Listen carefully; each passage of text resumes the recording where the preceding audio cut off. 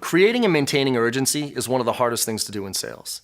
I mean, unless something's on fire for that company or for that executive, the likelihood of us creating some urgency for our solutions is not high, unless we can somehow find a way to tie it to their priorities.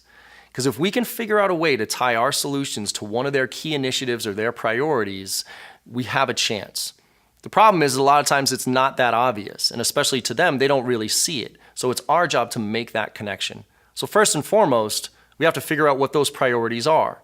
So again, we have to do some research here on either if they're a public company, we have to go take a look at their 10K or their annual report to see what their CEO said. If they're not, then we should at least do some research on the role and the industry that that person is in to see what typical executive priorities are in those industries so that we can make a connection to those. So when we're reaching out to those people, we can make a tie to that and say, hey, you know what, we're working with other CXOs in this industry to help them address these priorities, and this is how. If you're dealing with some of the same priorities, I'd love to chat with you about some of the things that we're doing. Also, when we're asking questions around those priorities to say, you know what, thanks for taking the time today, I really appreciate it. You know what, I just want to ask you before we really get started here into the details of our solution, you know, we're working with other CXOs in your industry, and what they're telling us is their top priorities are 1, 2, and 3.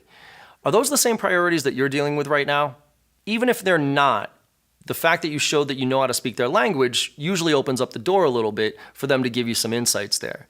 And then if I can tie my solution to those, now we have something to create some urgency around. So we really have to figure out how to tie our solutions to the priorities of the business, the organization, or the individual that we're reaching out to, or we really don't have a chance to create that urgency. Make it happen.